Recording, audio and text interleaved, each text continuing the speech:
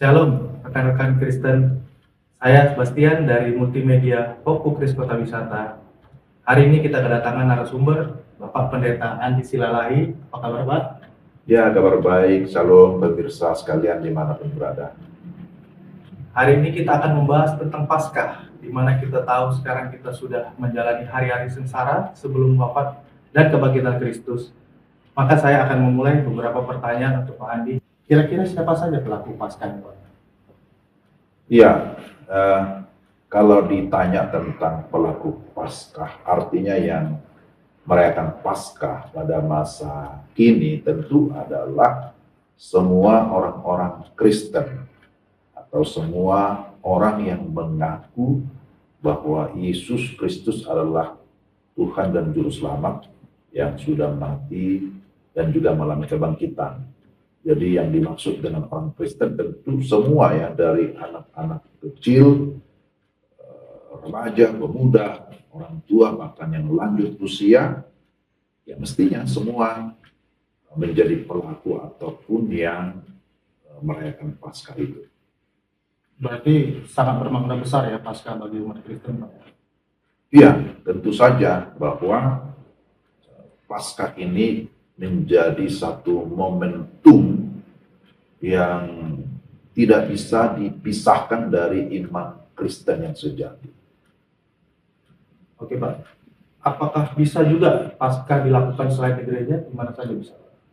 Ya, tentu kalau berbicara tentang tempat pelaksanaan atau perayaan Paskah, ya bukan hanya di gereja ya, bahwa di beberapa negara atau di beberapa tempat, ya kemungkinan gereja secara fisik gedung tidak ada. Mereka bisa merayakan Paskah di rumah-rumah.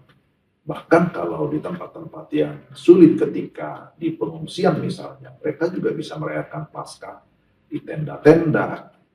Nah, kalau di kota-kota, bisa juga di gedung-gedung ya, bisa juga di kantor, bisa di rumah, bisa di berbagai tempat. Jadi artinya kalau dalam rangka kita beribadah, merayakan Paskah, tentu tidak ada batasan tempat dimanapun kita bisa merayakannya. Yang penting memang sudah sungguh-sungguh dipersiapkan. Yang paling utama dipersiapkan kan bukan masalah tempatnya ya, tapi masalah hati yang mau sungguh-sungguh beribadah kepada Tuhan. Baik, Pak. Ini kan juga kita tiba-tiba nih, kita sebagai orang Kristen, saya juga setelah menjelang dewasa, kita baru mendengar anak-anak juga mengikuti orang tuanya Paskah. Apa momen pertama kali, Pak? Kenapa Paskah ini dirayakan? Kapan pertama kali? Ya, kalau kita merujuk kepada Alkitab, maka di dalam Perjanjian Lama kita menemukan di sana ada perayaan Paskah. Pertama-tama tentu perayaan Paskah ini dilakukan oleh orang-orang Yahudi ya. Ya, di dalam Keluaran pasal 12 di sana dikisahkan tentang perayaan Paskah, bagaimana mereka memperingati tentang karya yang besar yang dilakukan Allah yang memimpin mereka keluar dari perbudakan di Mesir. Jadi itu yang pertama kita temukan Paskah di dalam Alkitab berkaitan dengan pembebasan bangsa Israel dari perbudakan di Mesir. Oh, berarti itu pertama kalinya Paskah.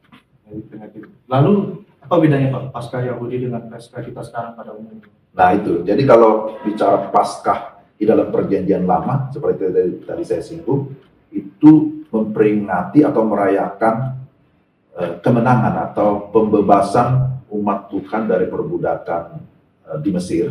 Tapi kalau dalam Perjanjian Baru, ya perayaan Paskah itu adalah memperingati kemenangan ya, kemenangan juga, tapi kemenangan atas dosa, kemenangan atas iblis, kemenangan atas maut, ya yang dirayakan oleh orang-orang Kristen ketika Yesus sudah bangkit dari kematian. Kita tahu Yesus mati di salib, tapi kemudian hari ketiga dia bangkit dari kematian. Nah itulah yang dirayakan sebagai perayaan Paskah. Jadi bedanya kalau orang Yahudi merayakan kemenangan dari perbudakan di Mesir, tapi orang Kristen atau kita yang percaya kepada Kristus, kita merayakan kemenangan atas dosa, atas iblis, dan juga atas maut. Kira-kira begitu. Sekarang kita lebih mengerti ya maknanya, apa bedanya kemenangan bagi Paskah pada masa zaman Yahudi dengan Paskah pada kita sekarang. Intinya sama-sama membahas tentang kemenangan. Lalu Pak, dari kacamata Bapak kan sebagai pendeta, Bapak juga sebagai tenaga pengajar, sebagai dosen, bahkan rektor kan di suatu kampus. Apa menurut Bapak pandangannya dan bagaimana membawa kita semua menjiwai makna Paskah? Ya, jadi tadi memang disinggung bahwa perayaan Paskah itu adalah satu perayaan yang sangat penting. Tapi tentu beda ya kalau kita sekarang orang-orang sudah percaya kepada Kristus, merayakan Paskah itu tidak dimaknai hanya secara lahiriah atau seperti bangsa Israel yang mengalami pembebasan dari perbudakan kerajaan Mesir. Tapi kita lebih lagi bahwa kita merayakan kemenangan atas dosa, atas iblis, bahkan atas maut. Artinya kita harus memahami lebih dahulu bahwa makna Paskah itu adalah sebuah kemenangan yang memberikan kita sebuah pengharapan yang pasti ketika kita percaya dan menerima Kristus yang sudah bangkit itu, maka kita sudah mendapatkan sebuah kepastian atau jaminan keselamatan, jaminan kehidupan yang kekal. Ya, jadi kita harus memahami dulu makna Paskah itu. Sehingga ketika kita sekarang merayakannya, itu tidak hanya sebatas rutinitas gitu ya. Walaupun dikatakan Paskah itu memang merupakan tradisi yang dirayakan di gereja-gereja, tetapi janganlah hanya sebatas tradisi, bukan hanya sebatas rutinitas, tetapi ini memberikan kita sebuah penghayatan rohani. Melalui perayaan Paskah, maka kita sekalian diingatkan akan kasih Tuhan yang begitu besar.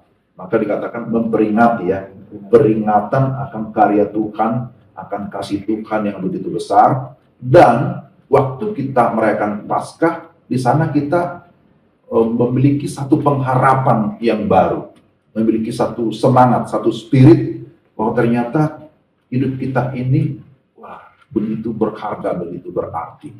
Lalu kita harus memaknai bahwa perayaan Paskah kebangkitan Kristus ini menjadi satu momen ya, menjadi satu kesempatan bagi kita untuk menyaksikan tentang kasih Tuhan, menyaksikan atau memberitakan kemenangan terbesar itu kepada seluruh dunia. Sehingga memang kehidupan kita ini ya akan berdampak begitu, akan memiliki satu pengaruh ya, bahasa sederhananya ya kita menjadi berkat melalui kesaksian kita karena kita menyaksikan tentang Yesus yang sudah bangkit yang memberikan kita kemenangan. Jadi ibarat satu negara yang sudah mengalami kemerdekaan, kemenangan itu kan pasti akan disiarkan ya, itu pasti akan diwartakan, disosialisasikan, diberitakan gitu. Demikian juga kita. Jadi sekarang kita sebagai gereja, orang Kristen, tugas kita adalah memberitakan Kristus yang sudah bangkit itu supaya semakin banyak orang yang mengenal Dia, percaya kepada Dia dari segala suku-suku bangsa di dunia ini. Nanti bisa kita katakan kalau kita sedang mengalami umat Kristen sedang mengalami kesesatan atau pergumulan, apakah Paskah bisa kita jadikan sebagai momentum perubahan? Ya, saya kira bukan hanya Paskah ya, tapi setiap hari kita harus berfokus kepada Kristus begitu. Karena Dia yang sanggup untuk mengubah kita. Tapi karena ini kan momennya Paskah, biarlah ini juga mendapat kesan tersendiri, menjadi momen yang sangat-sangat penting kita maknai ya, bahwa melalui Paskah ini kita juga bisa lebih lagi mengupgrade iman kita.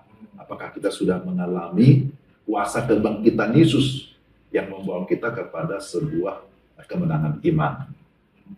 Berarti kapanpun kita bisa melakukan pendewasaan iman itu? Ya, sudah pasti. Tapi terlebih karena ini kita dalam momen Paskah, ya biarlah momen Paskah ini menjadi satu momen yang sangat-sangat penting bagi kita untuk terus mau meningkatkan hubungan kita dengan Tuhan. Kita mau terus bergerak ya searah dengan apa yang Tuhan mau, supaya Injil kerajaannya ya sampai ya ke semua suku-suku bangsa di muka bumi ini. Sehingga seperti visi kita ya, gereja kita kan menjadi gereja yang bukan saja oikumenis, tapi menjadi gereja yang misioner.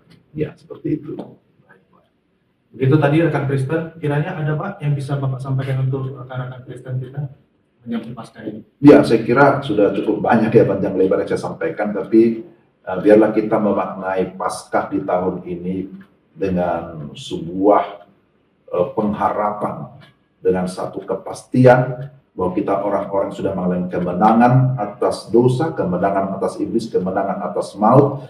Ya, kita juga tanda kutip menularkan ya spirit itu kepada banyak orang. Kita mau menjadi saksi atau menjadi alat Tuhan untuk terus menyuarakan atau memberitakan berita kemenangan kepada banyak orang, sehingga orang yang lemah dikuatkan, orang yang putus asa, yang tidak berpengharapan memiliki kebangkitan semangat, orang-orang yang belum memiliki kepastian akan memiliki kepastian di dalam nama Tuhan Yesus Kristus yang sudah bangkit itu.